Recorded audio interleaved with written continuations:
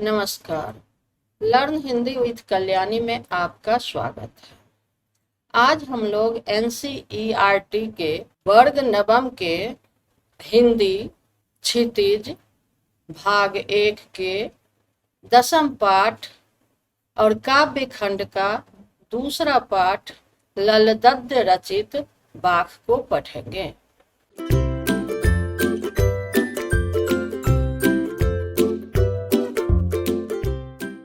बाख को पढ़ने से पहले कवित्री का परिचय जान लेना थोड़ा आवश्यक है।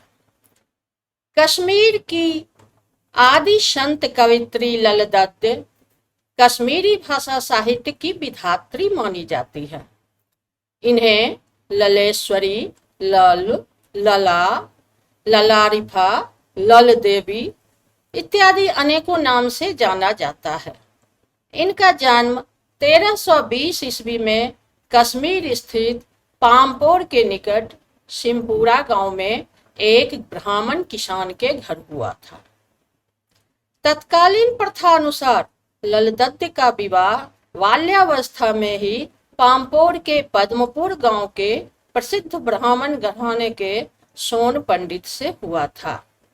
बचपन से ही कवित्री का मन सांसारिक बंधनों के प्रति विद्रोह करता रहा, जिसका परिणाम बाद में वाक साहित्य के रूप में हुई। कबीर की तरह ललदद्द भी पढ़ी लिखी नहीं थी।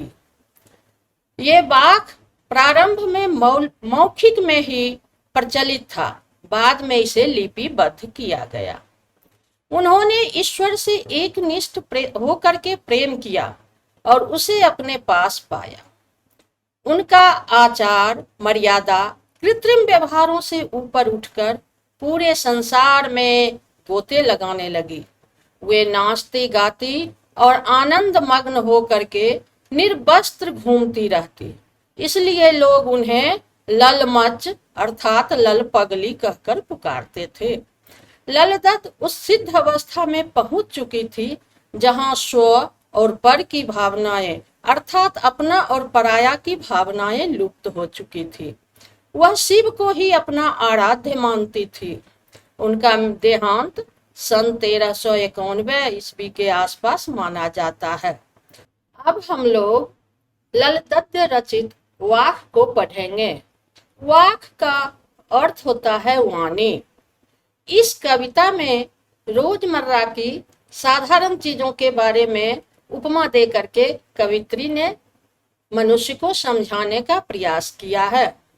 रस्सी कच्चे धागे की खींच रही मैं नाव, जाने कब सुन मेरी पुकार, करे देव भव सागर पार। इस कविता में कवित्री गूढ़ भक्ति का वर्णन कर रही है। नाव का मतलब है यहाँ जीवन की नैया। इस नाव को हम लोग कच्चे धागे की रस्सी से खींच रहे हैं। यहाँ कच्चे धागे का आशय है नश्वर शरीर से। कच्चे धागे की रस्सी बहुत कमजोर होती है और हल्के दबाव से ही टूट जाती है।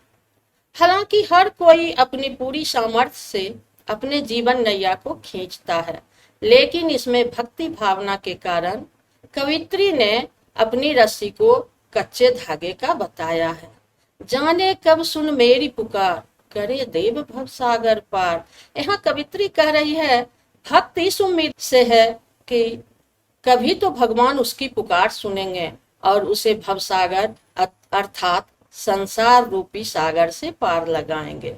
पानी टपके कच्चे सकोरे, व्यर्थ प्रयास हो रहे मेरे, जी में उठती रह हो, घर जाने की चाह है घेरे।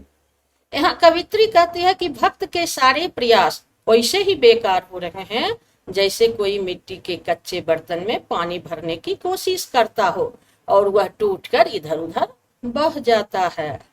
जी में उठती रह हुक, घर जाने की चाह है घेरे। कवित्री कहती है कि उसके दिल में भगवान के नजदीक पहुंचने की इच्छा बार बार उठ रही है। कवित्री भगवान से मिलने की इच्छा जाहिर कर रही है। यहाँ कवित्री ने ईश्वर प्रेम को पाने की अपनी आतुरता व्यक्त की है। इसमें कश्मीरी भाषा का अनुवादित रूप है। भवसागर पार में अनुप्रास अलंकार है। खा खा कर कुछ पाएगा नहीं, ना खाकर बनेगा अहंकारी। सम खा तभी होगा संभावी, खुलेगी सांकल बंद द्वार की।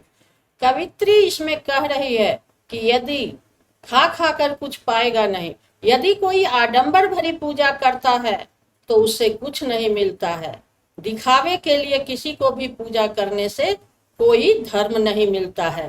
पूजा नहीं करने वाला अपने अहंकार में डूब जाता है। यदि आप अपनी इंद्रियों पर विजय प्राप्त कर लेते हैं तो समझिए कि आपने असली पूजा की। समखा तभी होगा संभावी, खुलेगी सांकल बंद द्वार की। कवित्री कह रही है कि इंद्रियों पर विजय प्राप्त करने से ही ज्ञान के बंद दरवाजे आपके लिए खुल जाते हैं। हमारी ज्ञान इंद्रिय हमें हमारे शरीर से बाहर की दुनिया से तालमेल और संपर्क बिठाने में मदद करती है। देखना, सुनना, सूंघना, स्पर्श करना और स्वाद लेना, ये सारी क्रियाएं हमारे लिए बहुत जरूरी हैं। लेकिन यदि आपने इन किसी पर से भी नियंत्रण खो दिया तो बड़ी मुश्किल खड़ी हो जाएगी। उदाहरण के लिए जैसे देखिए, स्वाद को लीजिए। मिठाई यदि ज्यादा खाई जाए तो मधुमेह जैसी खतरनाक बीमारी हो जाती है। वही कवित्री यहाँ कह रही है कि सम खा तभी होगा संभावी, यानी कि अपने इंद्रियों पर विजय प्राप्त करें। आई सीधी राह से गई न सीधी राह, सुसुम सेतु पर खड़ी थी बीत गया दिन आ। अब कवित्री कह रही है कि किसी का जब इस संसार में जन्म होता है तो वह एक युगों से चल रहे सीधे तरीके से होता है। ऊपर वाला सबको एक ही जैसा बना के भेजता है, लेकिन जब हम अपनी जीवन यात्रा तय करते हैं तो बीच में कई बार भटक जाते हैं। सुषुम सेतु पर खड़ी थी बीत गया दिन आह का अर्थ है योग में सुषुम्ना नाड़ी पर नियंत्रण को बहुत महत्व दिया गया है। कहा गया है कि योग से इस पर नियंत्रण पाया जा सकता है और उससे शारीरिक और मानसिक फायदे होते हैं।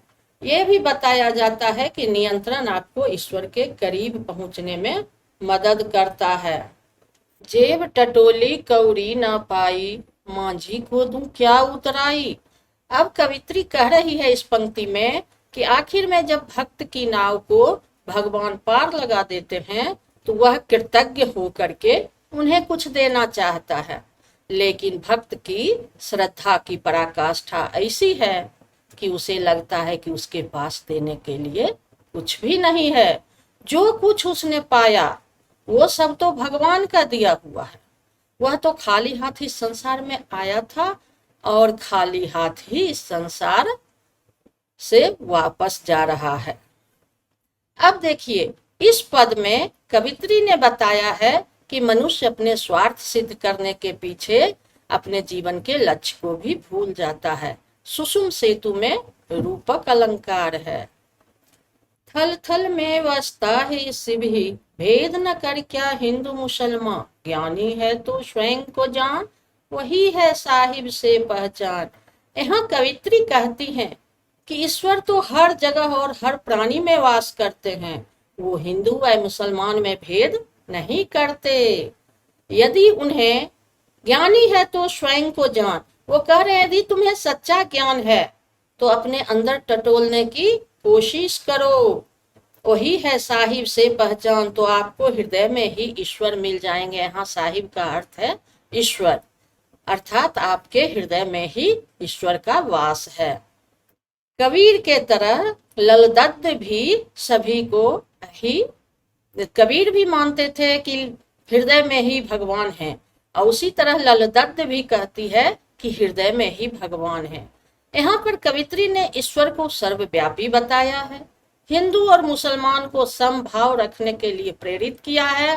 थल थल में पुनरुक्ति अलंकार है और आत्म विश्लेषण पर बल दिया गया है। अगर आपको मेरा यह काव्य विश्लेषण पसंद आया हो, समझ में आया हो, तो आप मेरे वीडियो को अपने दोस्तों के साथ, सहपाठियों के साथ अवश्य साझा करें और मेरे चैनल को लाइक और सब्सक्राइब अवश्य करें।